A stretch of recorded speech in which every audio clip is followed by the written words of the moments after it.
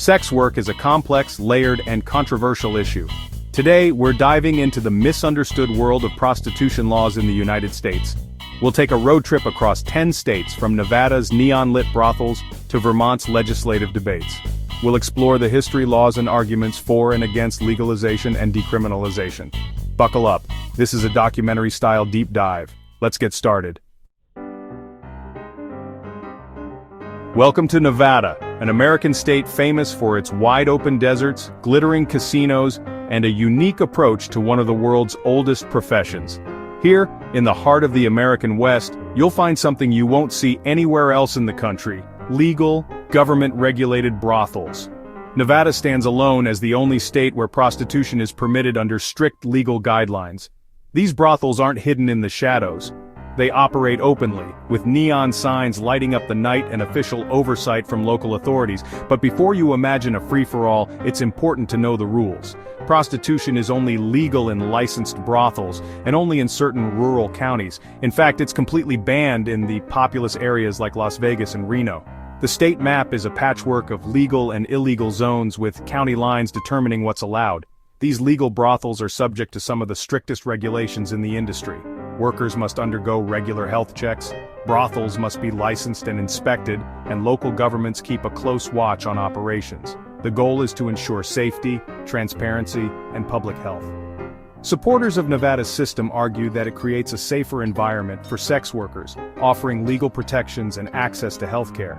They say it reduces the risks of violence and disease and allows women to work without fear of arrest. There's also a financial benefit. Legal brothels pay taxes and licensing fees, contributing to local economies and government budgets.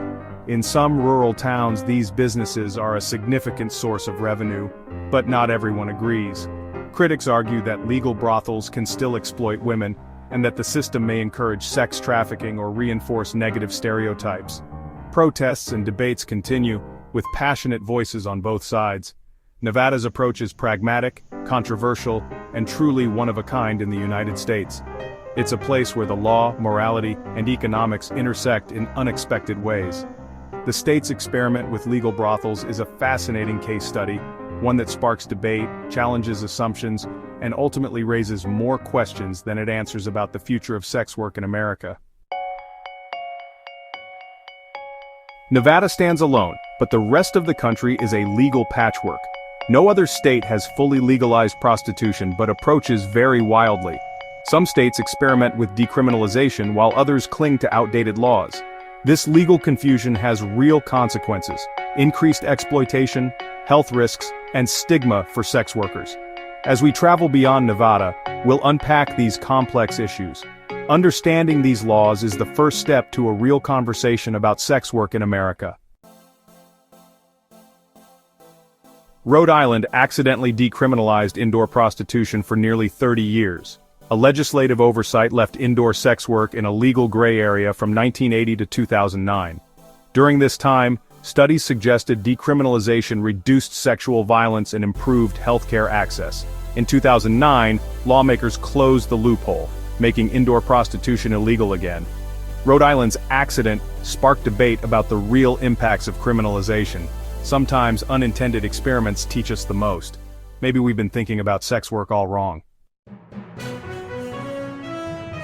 In New York, the debate over decriminalizing sex work is heating up, drawing attention from activists, lawmakers, and everyday citizens alike. The city, known for its diversity and progressive movements, has become a battleground for those seeking to change the laws surrounding sex work. For many, this is not just a legal issue, but a matter of human rights and social justice. The 2021 repeal of the Walking While Trans ban was a major victory for sex worker rights, marking a turning point in the fight against discriminatory policing. This law, which had long been criticized for targeting transgender women and people of color, was seen as a symbol of broader injustices faced by marginalized communities. Its repeal was celebrated as a step toward greater equality and respect. Now, advocates are pushing for full decriminalization of sex work, arguing that it would not only improve safety and dignity for sex workers, but also reduce stigma and allow for better access to health and legal services. They believe that removing criminal penalties would empower sex workers to report abuse, seek help, and organize for their rights without fear of arrest or discrimination. However, the issue remains deeply divisive. Opponents worry that decriminalization could normalize exploitation, increase human trafficking, and make it harder to protect vulnerable individuals. Heated debates at public hearings and town halls reflect the complexity of the issue, with passionate arguments on both sides. Despite the controversy, the conversation is shifting. Sex workers and their allies are stepping into the spotlight, sharing their stories and demanding to be heard. For the first time, their voices are influencing policy discussions and challenging long-held stereotypes. The fight for decriminalization is far from over.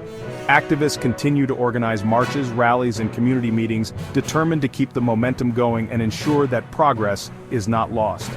As the debate unfolds, New York stands at the forefront of this evolving movement, setting an example for cities across the nation. The outcome here could shape the future of sex work policy in America. California is often seen as a leader in progressive policy, a state where social change frequently begins before spreading across the country.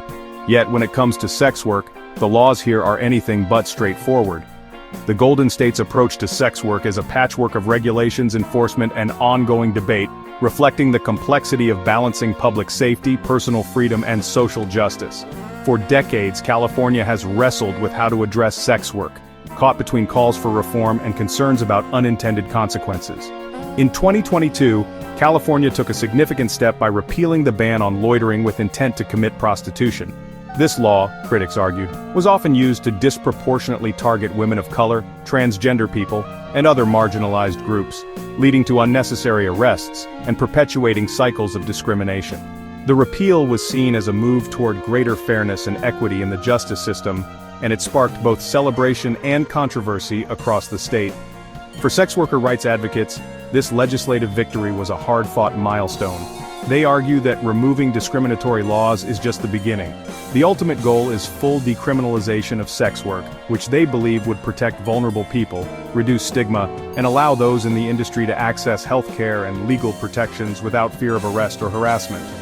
Supporters of decriminalization say that changing the law would reduce harm by making it easier for sex workers to report abuse, seek medical help, and work together for safety.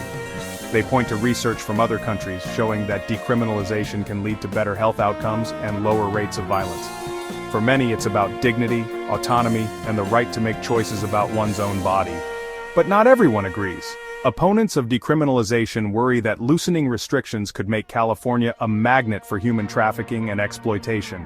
They fear that normalizing the sex industry might put more people at risk, especially minors and those who are already vulnerable. Law enforcement officials and some community groups argue that strong laws are needed to protect public safety and prevent abuse. As lawmakers debate the future of sex work policy, California's decision is being closely watched by advocates, opponents, and policymakers nationwide. The outcome here could set a powerful precedent, influencing how other states approach the issue and shaping the national conversation for years to come. The debate is far from settled. Town halls, protests, and passionate discussions continue to play out in communities across the state, as Californians grapple with questions of justice, safety, and personal freedom. Both sides are determined, and the stakes are high. As the nation looks on, all eyes are on the Golden State to see what path it will choose, and what that choice will mean for the future of sex work in America.